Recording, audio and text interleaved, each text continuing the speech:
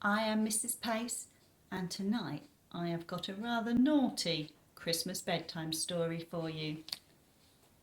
The dinosaur that pooped Christmas.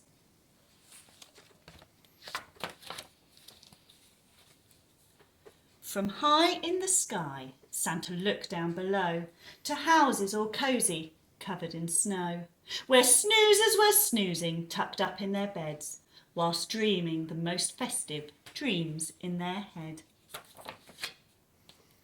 But one boy, called Danny, a greedy young chap, the greediest chap on the planet, in fact, was lying awake on his mountain of toys, which stood even taller than most girls and boys. But that wasn't enough. Danny still wanted more. He wanted much more than his toy box could store. So Big Santy C said, "I'll leave him a present, but this year his present might just be unpleasant."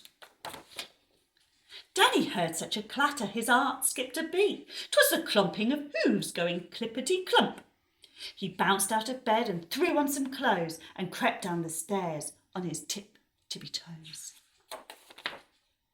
There, under the tree, were gifts big and small, and a gymongous egg placed in front of them all.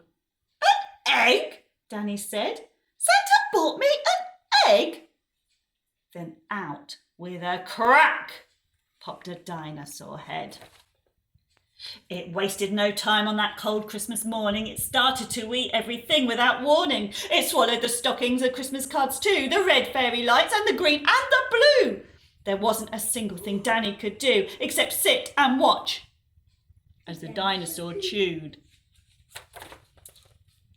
It chewed and it munched and it crunched on Kris Kringle, the reindeer, the sleigh bells, all things that jingle. But it didn't stop there.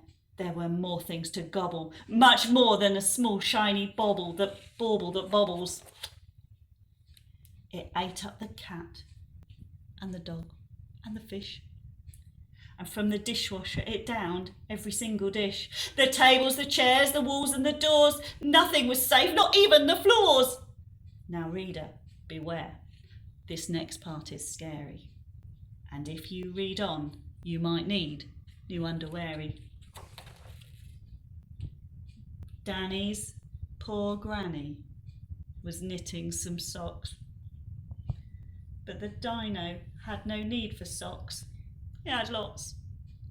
So it slurped up her knitting with like strings of spaghetti and gobbled up Granny along with the settee. Then it ate Danny's mum. She was gone in one bite. And although Danny's dad tried to put up a fight, the dino had grown to the size of King Kong with a gulp and a burp. Danny's father was gone. Now nothing was left. All Danny could see was a fat dinosaur where his home used to be. And so, with the thought of no Christmas this year, his tears turned to snowflakes and then disappeared. With a feeling of guilt in the dinosaur's gut, its brain brewed a plan involving its butt.